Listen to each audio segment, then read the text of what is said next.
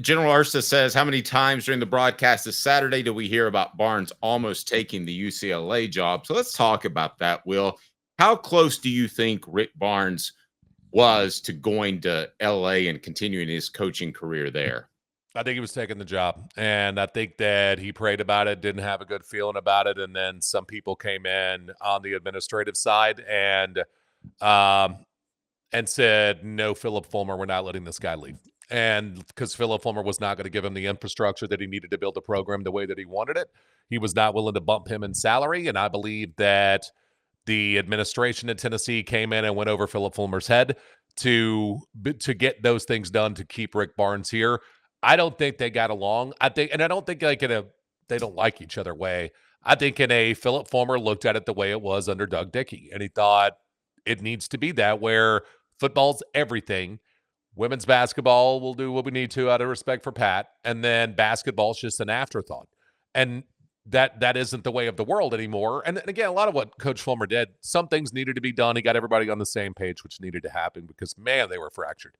But there were a lot of things that he did that where he made mistakes, it was antiquated, right? When you say, we're going to compact the field in an era when everybody's spreading the field out, and you're like, we're going to go beat Alabama, do what Alabama does with not Alabama's coach. Well, that's probably not going to work. So you go get the defensive coordinator. So you're just going to go be a Timu Alabama. Like, it just, why would you think that I'm going to go? Think about the three guys he tried to hire, right? He tried to hire, his finalists were Mel Tucker, Brent Venables, Jeremy Pruitt. Like, come on, man. And so I just think he didn't want to I think that Rick Barnes was gone.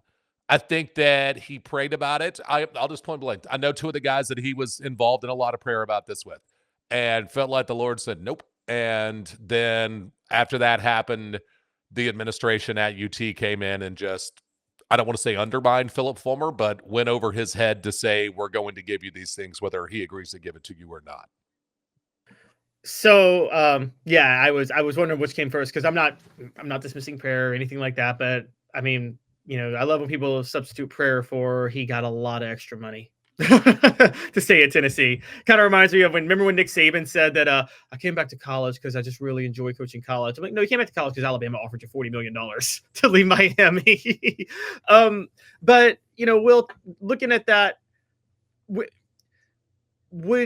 UCLA be much different with Rick Barnes than they are with Mick Cronin right now? I mean, like they seem like similar coaches to me. I think so. I agree with you there. I think that Rick Barnes has figured out the NIL thing better than Mick Cronin has. I think that he's shown willingness to adjust a little bit more than Mick Cronin has. I will also tell you somebody point blank involved in that school for a long time. UCLA is going to be better. They are. And from here on, Bill Walton was the problem at UCLA. And it's just, you had to, I was told one big-time coach didn't want to take that job, and a very good friend of his told me that was wanting the job and then said, nope. And I was like, okay, what happened there? And he said, his biggest problem in life is he doesn't know how to suffer a fool, especially if that fool's Bill Walton. And it's a matter of you had to let Bill Walton walk into your locker room and tell you that you're going to do this, you're going to do that, this is how we're handling this. Go to your boosters and say, no, don't give him money for that guy. We don't need that guy. And that's too much money for, like, you had to deal with Bill Walton the same way Bob Stoops runs Oklahoma's program from afar, but at least Bob Stoops was a good coach. Bill Walton was a great player. He didn't know anything about running a program or any of that stuff. I mean, you got to remember those Bill Walton teams at UCLA were built because they were laundering cocaine money through through that program. That's why John Wooden had all those wins and all those players. They had to create rules because of the way they got paid. And Bill Walton would walk in and undermine everything that's happening at UCLA. And so I think that now Mick Cronin will have some success, but I think that Rick Barnes would have had about the same level of success to this point, and maybe a little bit more because he's a little better at playing the new game of basketball, if that makes sense. Let me play devil's advocate a little bit there. Is What the H brought to you by Rick Terry Jewelry Design. They want to be your jeweler looking for affordable game day jewelry, a Tennessee tradition. RickTerryJewelry.com. To me, that's not on Bill Walton. That's on UCLA for not keeping him out of the way. No, you're right. You're absolutely right. But he had the relationships with dudes. So, I mean, like, again, Oklahoma. I don't think Oklahoma will ever be that good again at football until Bob Stoops walks away to some extent, right? Or it has to be a buddy of his or something like that. I don't. and I don't, but it's a little bit like what was the guy's name that was a coach forever at Wisconsin, right? That I can't remember his Barry name. Alvarez or Bill Ryan? Barry Alvarez. That you had to run Barry's system if you wanted to take that job. So dudes left, and dudes wouldn't take that job because you didn't want to run Barry Alvarez's system, but that was what you had to do. Bill Walton was going to run that, and you're right. It is absolutely on UCLA, their boosters, their administration for letting Bill Walton do that.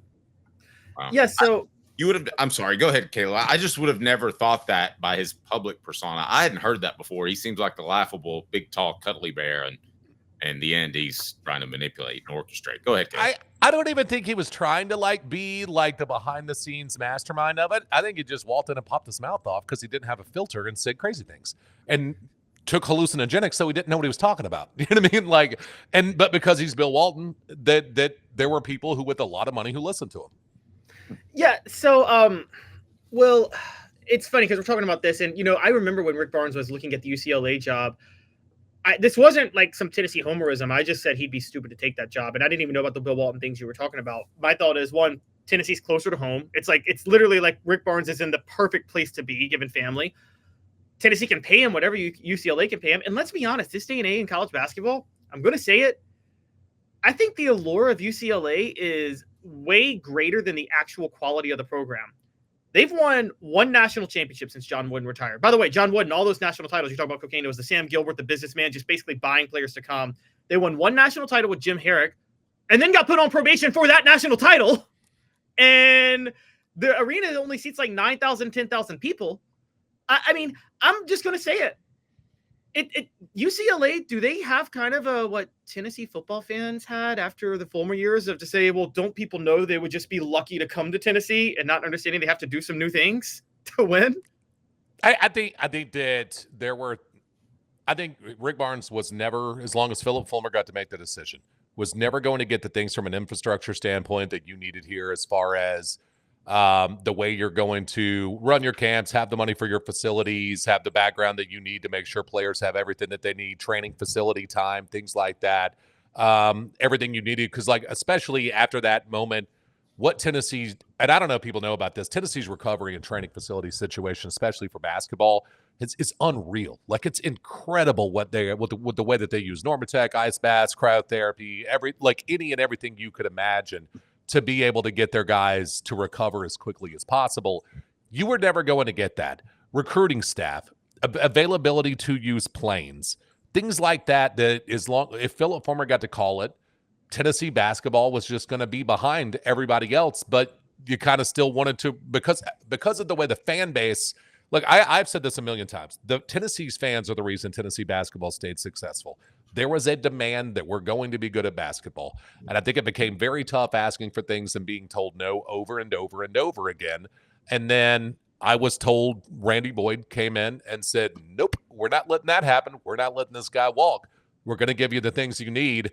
Do you remember, that Philip Fulmer didn't show up to Rick Barnes' Hall of Fame induction?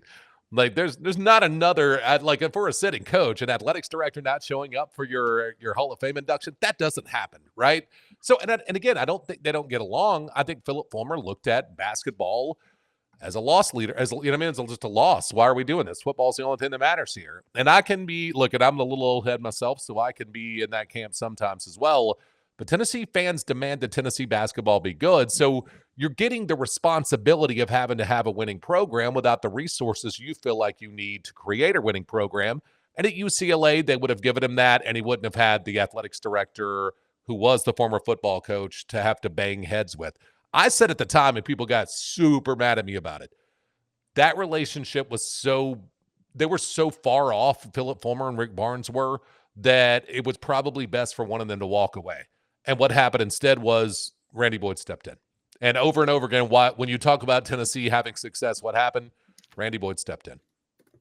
Will West of the Sports Animal, 3 to 7 each and every weekday. He'll be joined by some goofball this afternoon. Yeah. As this goofball sits in for Tyler Ivins. Will, greatly appreciate it. I look forward to talking about more Bill Walton. That's one of my all-time favorite players. I didn't know that. You just kind of hurt me. Yeah, sorry. Deep. Sorry. Right. And I don't think he was a bad guy like Mastermind again. I just think Bill Walton thought he knew everything, and he ate a bunch of mushrooms, and that's a good bad combination, man. Well, we'll see you soon. We appreciate you, buddy. All right, good stuff. Other thoughts on the tournament, real quick, before we get to a stat of the day. And Caleb, a couple of different things. I thought that Auburn had a very similar game to Tennessee, that they were so much better than their opponent. They played a little bit flat. We didn't talk much about the Will Wade thing yesterday, but credit McNeese State. And I thought about this. Will Wade, it used to be if you announced you were leaving, as he is to NC State, right before a tournament like this, you lose in the first round. You have a pathetic showing because your players are mad at you because they're stuck. I thought about this later in the day. He may be being forthright so that he can pick the players he wants to go with him to North Carolina State and motivate them to play harder, because there's going to be more NIL money at NC State than McNeese State. So any other thoughts on the tournament day one? Oh, it's funny you say that with Will Wade. I don't think it's just the forthright on that. I think it's the players don't have to worry about it. They can put it out of their head. They can be like, okay, he's leaving. Let's go all in here. Let's go all now on this run. I'll give you an example of it, Dave. 1976. The world knew the week before the Sugar Bowl that Johnny Majors was going to Tennessee. That didn't stop Pittsburgh from winning the national title. Yep. And I have and mentions Matt mentions Drake, the Cinderella team this year. I had Drake winning. I picked them as my Cinderella team yesterday. Yeah, I mean, the school is winning a lot more than the rapper is right now. That's true. Kendrick Lamar took care of that at the Super Bowl.